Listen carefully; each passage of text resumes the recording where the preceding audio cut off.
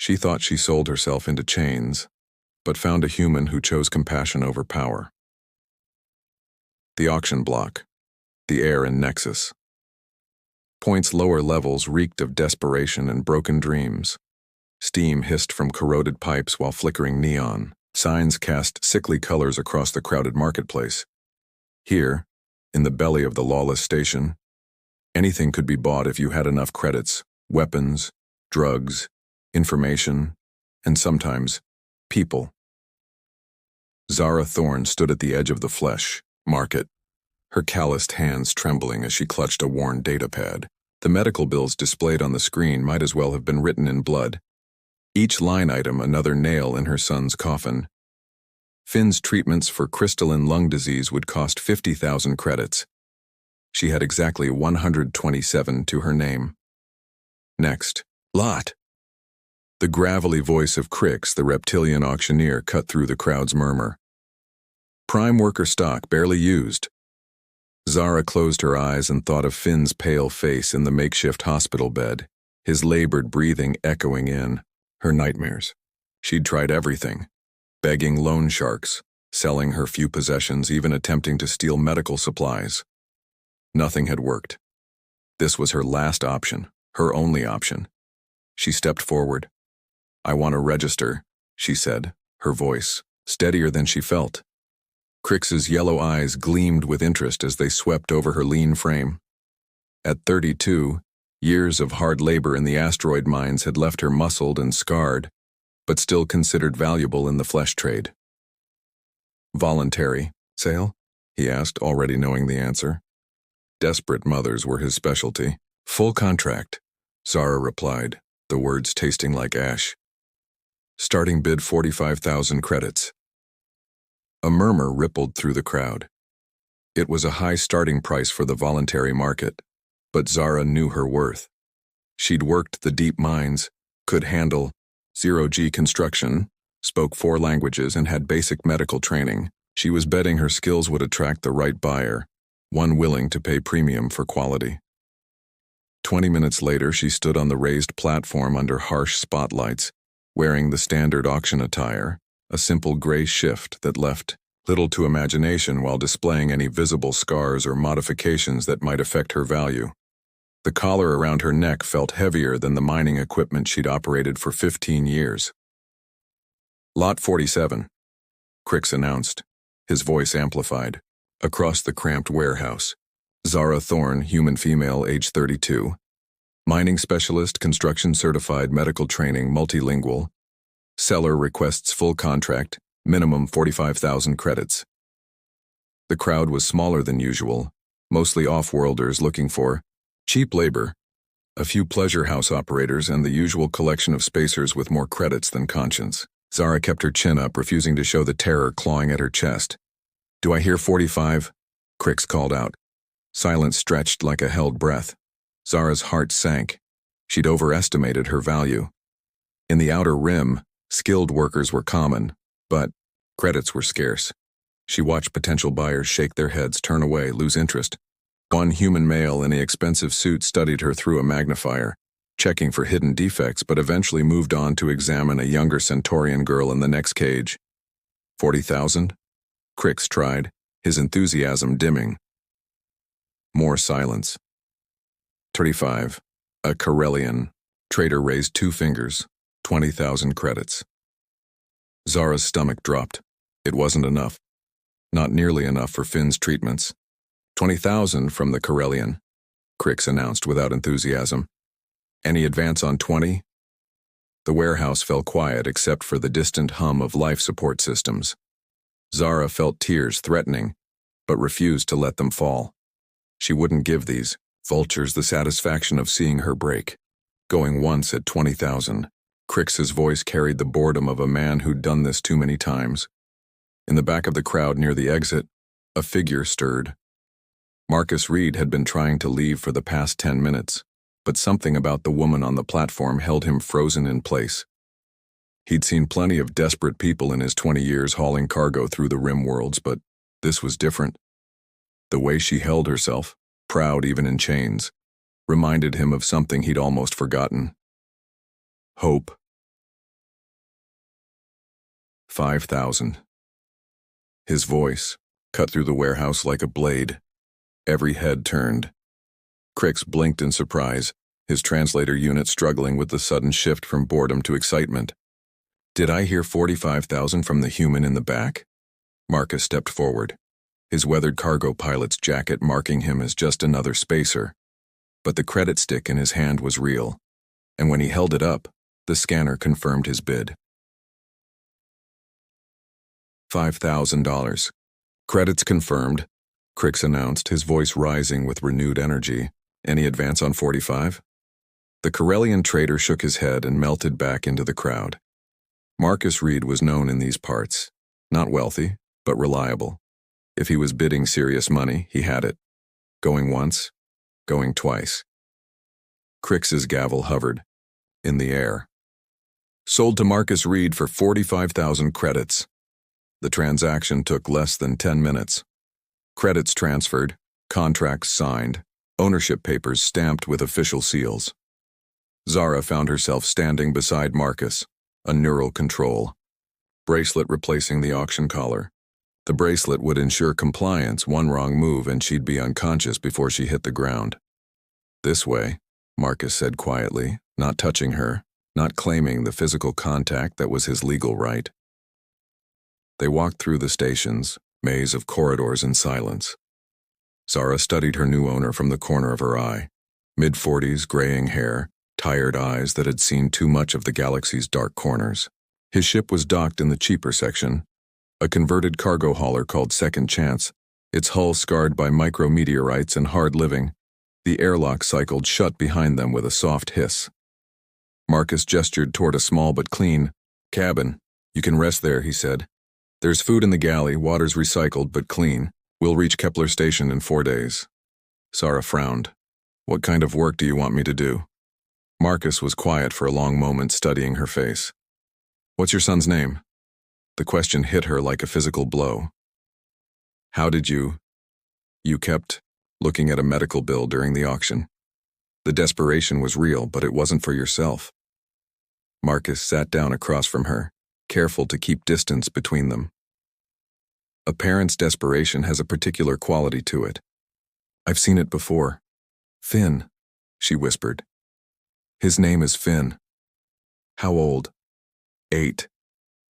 Tears she'd held back for hours finally spilled over. He's dying. Crystalline lung disease from the mining dust. The treatments. She gestured helplessly at the contract between them. Marcus nodded slowly. The 45,000 will cover his initial treatment cycle. I've already arranged for the credits to be transferred to Mercy General Hospital on Kepler Station. Zara stared at him. You what? Your son will receive the medical care he needs, Marcus said simply. The hospital has been notified that payment is guaranteed, but the contract says you owe me 5 years of service. Marcus stood and moved to a small control panel. With deliberate movements, he entered a code. The neural bracelet around Zara's wrist beeped once and fell open. I'm voiding it. Zara caught the bracelet as it fell, staring at it in disbelief. You can't do that. It's legally binding. The authorities won't care what happens to a bought slave once we're in deep space. Marcus turned back to her. You're free, Zara. Free to stay, free to go, free to choose. I don't understand. She clutched the dead bracelet, her mind struggling to process what was happening. No one spends 45,000 credits just to... Why would you do this? Marcus looked out the small porthole at the stars beginning to move as the ship departed Nexus Point. Because a long time ago, someone should have done it for me. The ship's engines hummed to life, carrying them away from the flesh markets and toward an uncertain future. Zara sat in the small cabin, legally free but emotionally trapped by the magnitude of what had just happened. She'd prepared herself for slavery, for degradation, for the slow death of her soul. Instead, she'd found something she'd never expected in the dark corners of the galaxy. She'd found someone who still believed in doing the right thing, even when it cost everything. Through the thin walls, she could hear Marcus in the cockpit, plotting their course to Kepler Station. To Finn. To a future she'd thought was lost forever. For the first time in months, Zara Thorne allowed herself to hope. Breaking chains, the medical bay of Kepler Station hummed with quiet efficiency, a stark contrast to the chaos Zara had left behind. She stood outside room 247, her hand pressed against the cool metal door, afraid to enter. 4 days of travel, with Marcus, had felt like a dream, too good to be real, too kind to last. Now, facing the moment she'd sold her freedom to achieve, terror paralyzed her. "He's been asking for you every day," Dr. Valdez said gently, the elderly physician's weathered face kind with understanding. "The boy never stopped believing you'd come back." Zara's throat constricted. "Is he?" "The treatment is working. Slow but steady progress.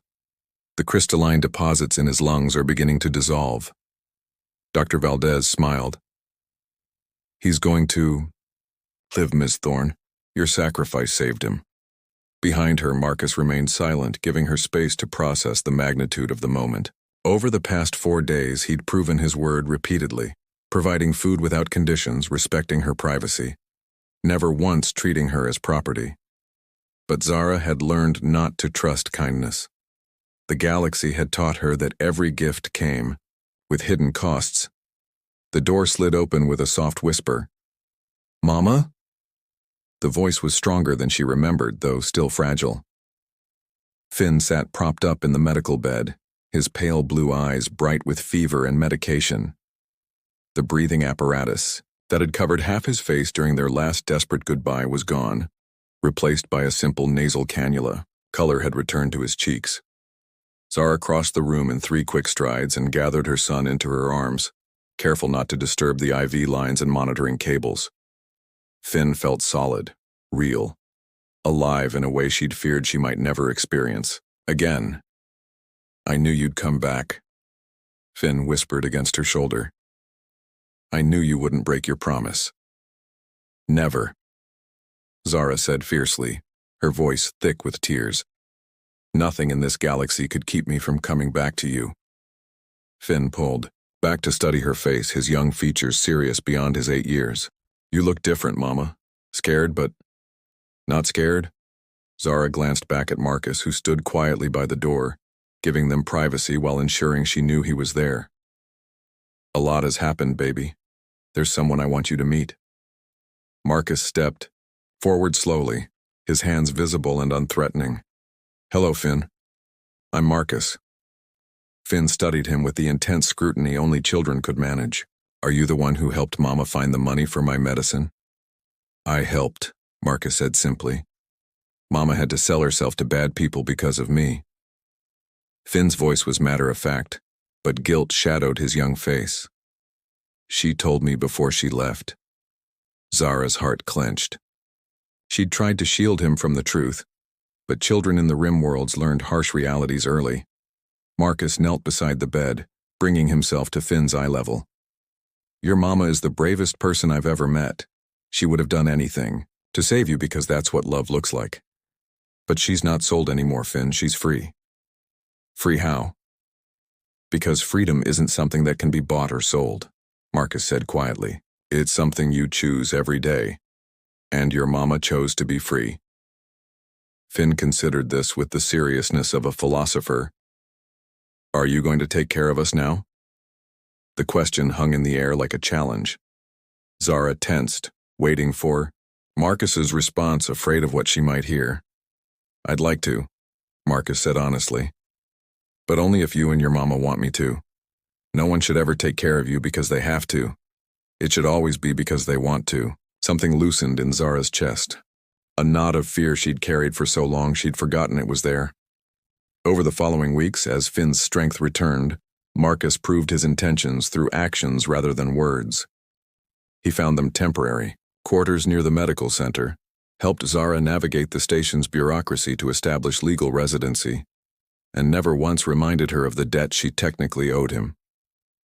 When Finn was strong enough for short walks, Marcus would join them in the station's observation decks, teaching the boy about different ship classifications and navigation techniques. Zara watched these interactions carefully, waiting for signs of manipulation or hidden agendas, but found only genuine affection.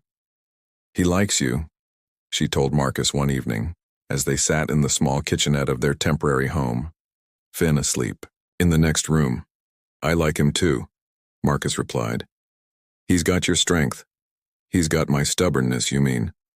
Marcus smiled. That too. Zara studied his profile in the dim light. Why did you really buy me, Marcus, and don't say it was just kindness? 50,000 credits is more than kindness. Marcus was quiet for a long time, staring into his coffee. I had a family once, wife, daughter. They died in a pirate raid, while I was off-world running cargo. I wasn't there to protect them. He looked up at her.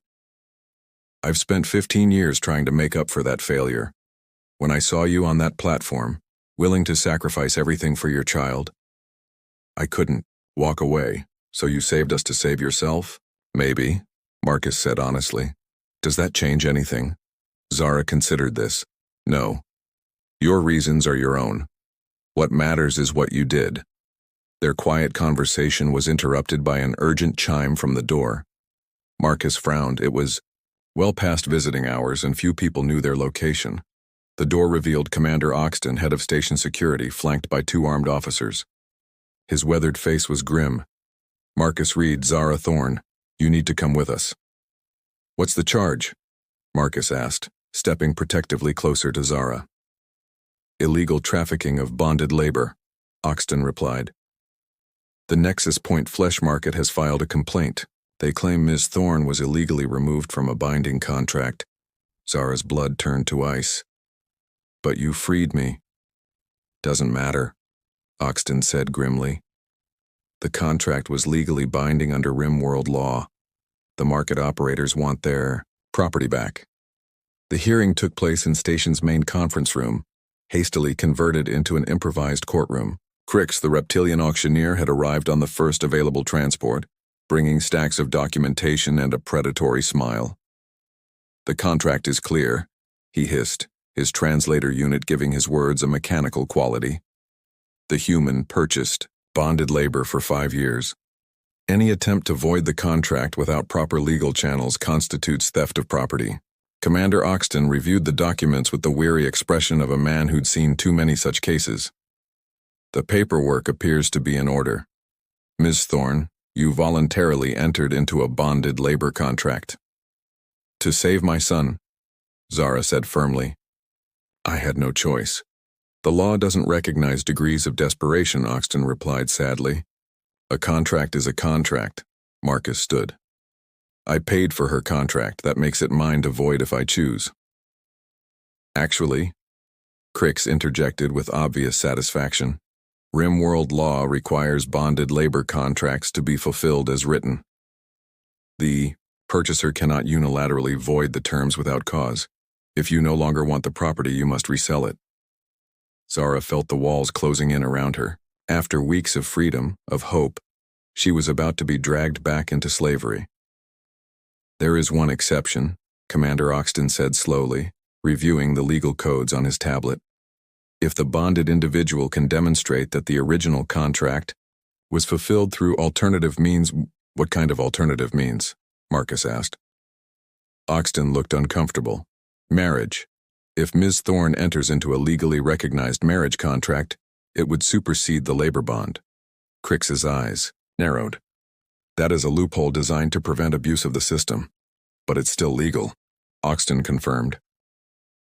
The room fell silent. Zara felt everyone's eyes on her, waiting for her decision. Marriage to Marcus would free her from the labor contract, but it would also bind her to him in a different way.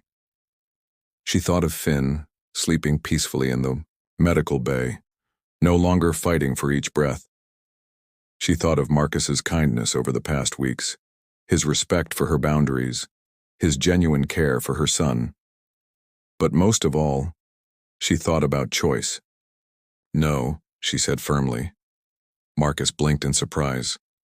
Zara, no, she repeated, standing to face Commander Oxton. I won't trade one form of bondage for another, even a kinder one. I've been property, been owned, been controlled. I won't be again. Crix smiled triumphantly. Then you return to fulfill your contract. I'll fulfill it, Zara said, her voice carrying across the room. But not as property. As an equal. She turned to Marcus. You paid 45,000 credits for my labor. I'll work for you. Earn that debt back through honest wages at standard rates. When it's paid, I'm free to choose my own path. Marcus stared at her for a long moment, then slowly smiled. And if you choose to stay after the debt is clear? Then, I stay because I want to, not because I have to. Zara held his gaze steadily. That's the only way this works, Marcus. As partners, not owner and property. Commander Oxton looked between them, then at the frustrated Crix. This arrangement satisfies the legal requirements. The contract will be fulfilled through wage labor rather than bonded service. He stamped the documents with official approval. Case closed. 3 months later, Zara stood in the cockpit of the Second Chance, now officially registered as co-pilot and part owner. Finn sat in the navigator's seat, his breathing clear and strong, excitedly pointing out stellar formations as they approached their next cargo destination. Debt's clear as of yesterday, Marcus said quietly, showing her the financial records. You're officially free to go anywhere you want. Zara looked out at the stars, then back at Marcus, then at her son, who was calling them both to see a particularly beautiful nebula. I choose here, she said simply. Marcus nodded, understanding, flowing between them. Partners? Partners, Zara confirmed, and in the vast darkness of space, lit by distant stars and filled with infinite possibility, 3 people who had found each other against impossible odds continued their journey together, not because they had to, but because they chose to. The greatest freedom, Zara had learned, wasn't the absence of bonds. It was the power to choose which bonds truly mattered.